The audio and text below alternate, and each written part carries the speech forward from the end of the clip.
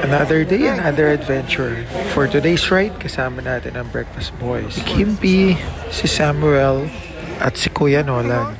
Kasama din pala natin ang bagong Kawasaki Versys 650 na ating ito-testing. Galing pala ang bike na to sa Pasay Car and Big Bike Rental. Nataga na kami ng mga boys. Sila Sam, Kimpi, tsaka may bayad dito, 30 pesos quality fee.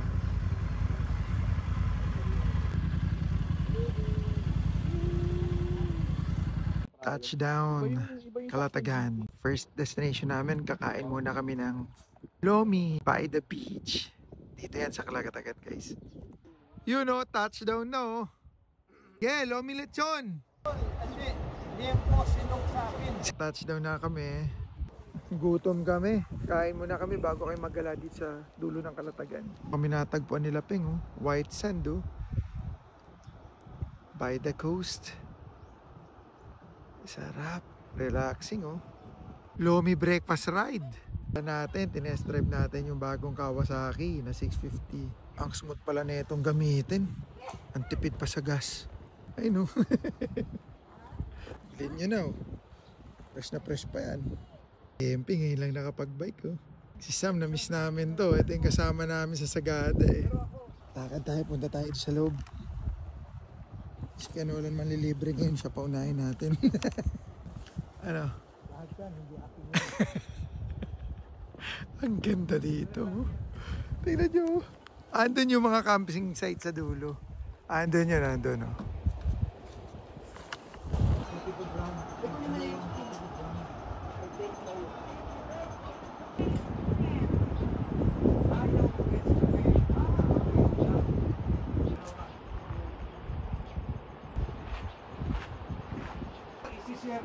Na-discover ko na ang style mas... Dito na kami sa tabing dagat. Natagpuan namin Banong's Lomi House. Dito yan sa Calatagan oh. Laki ng mukha ko.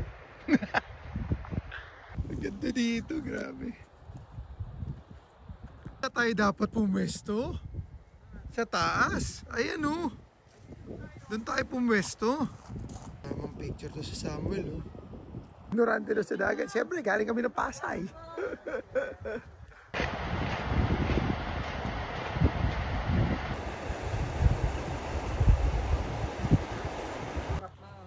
Amoy pa lang, parang nakakain ko. Tumuga na. Pinili namin dito pumwesto. Nilipad namin yung condiments. Paakyat dito sa kubo. Tingnan nyo naman, napaka-presko. Dito kami kakain ng Lomi. Pero mo, habang nakain ka ng Lomi, ganyan ang buyo mo. Tapos ang hangin po. Preskong presko. Diba? Oh. Ito kami sa tuktok ng parang isang malaking bato. Ayan o. Dun yung daanan sa kabila. Wala daanan dito, ikot kayo. Sabi siya, walang daan eh. Parang nagkakayayaan pa magliguan to. Oh, cycling jersey lang. Parang gusto maligo ni Peng eh. Sige na, ligo ka na. Namiss ka namin, Sam ah. Tagal natin din nakita eh. Kaya nga. 3 months? 2 months. Pares ko rito, no? Kaya wala, no? Yan ay Lomi namin! Oh my God. Te, sorry, pinahirapan ka namin dahil dito kami pumesto ah. Oh my goodness. Ayan na po ang overload. Hala. Thank you, Lord. Thank you, Lord, sa food. Gutom na to mga to. Lapang. Let's eat na. Hindi ako kumakain. Mabul yan. Saan ako mag-order ng kami sulit oh. Doon sa ano. Sarap. Overload. Dito lang muna tayo. Parang appetizer natin to kasi matatakot tayo eh. Alam ko mabibiting kayo dyan. Complaining si Kenolan yung na-order niya kasi ang nipis ng liempo.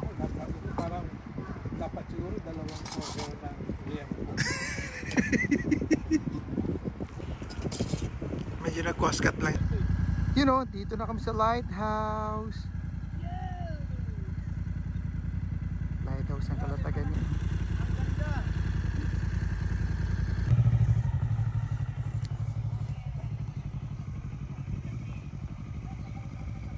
Ang ligalig ko rito, muntik pa akong matumba. Ito nga pala yung big bike na hiniram natin sa Pasay Car and Big Bike Rentals. Isa itong Kawasaki versus 650 na 2024 model. Napaka-komportableng gamitin. Hindi matagtag at matipid sa gasolina.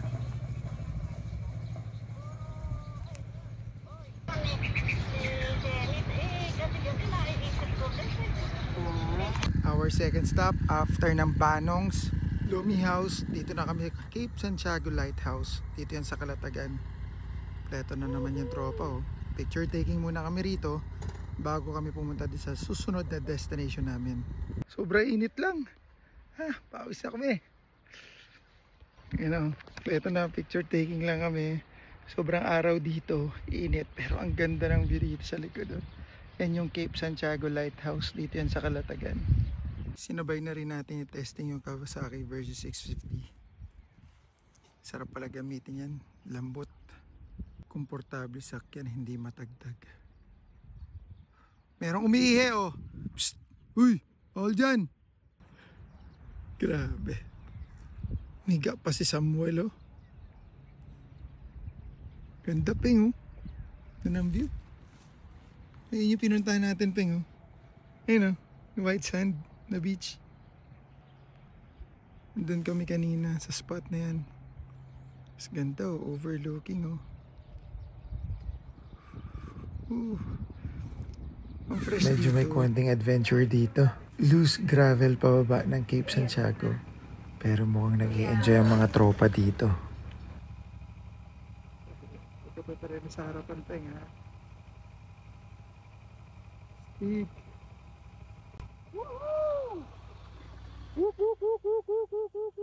Lupet ni Samuel.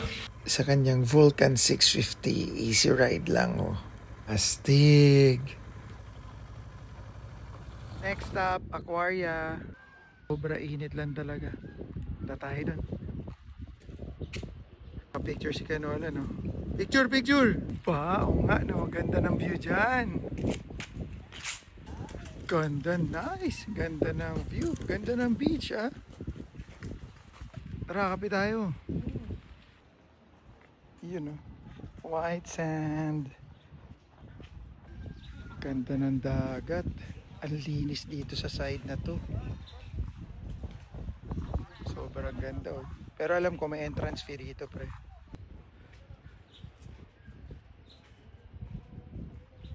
Peng, ganda rito Peng.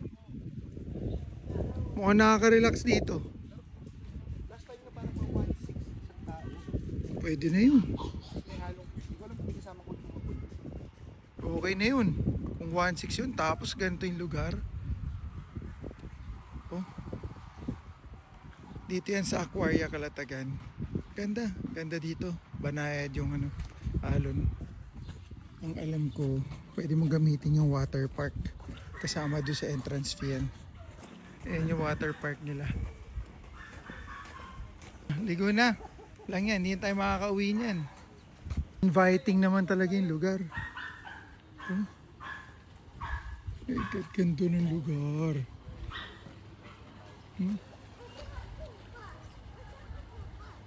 Ganda. Pero sadya natin ngayon dito. Mag-snacks lang muna kami o kaya dessert.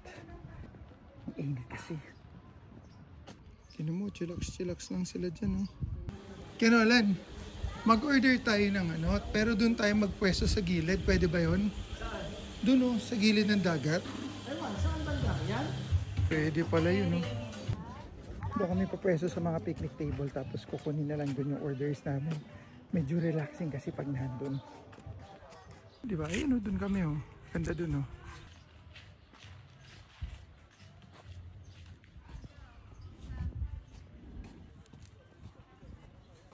Pwede tayo dyan.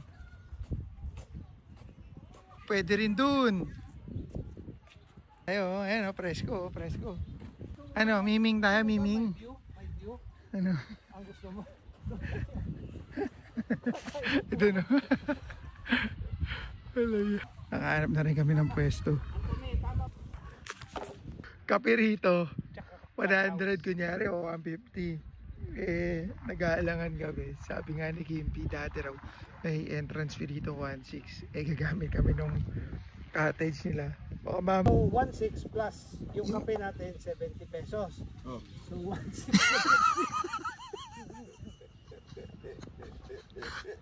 Kung hindi ka naman magsiswimming, dun yung 1.6 kasi yung sa water.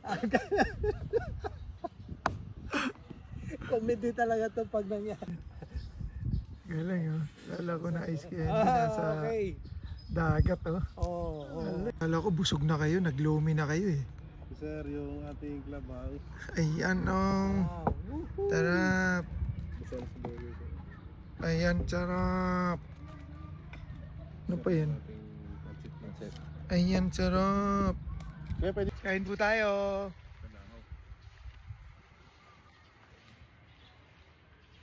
Trip na naman. Huli ka na, yan ba yung doon sa may Burgos banda? Hindi, sa labas mismo ng bahay namin. Malaki, masarap din yung doon sa may Burgos, malapit sa ano? Hmm. Kumpara mo doon. Sarap umidlip. Nakaka-relax dito. Iyan na kami. Tapos na ang lamierda.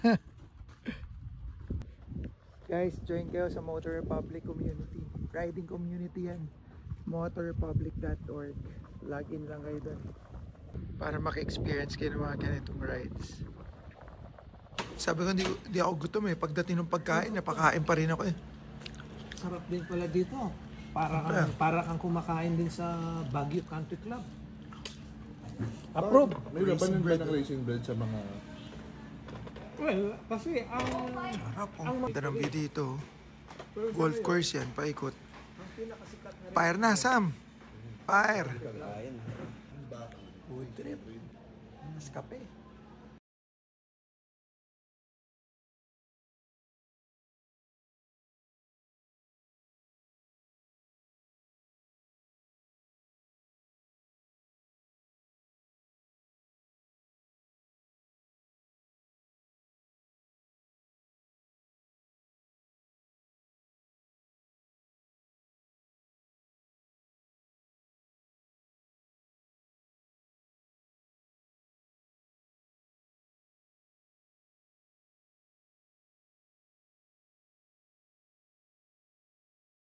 We were invited na naman for a coffee break.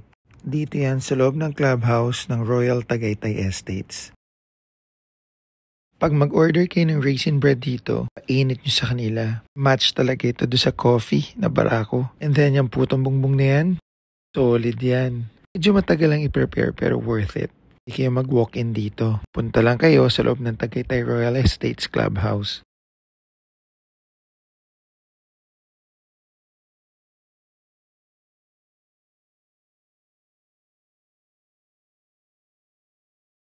So hanggang dito na lang.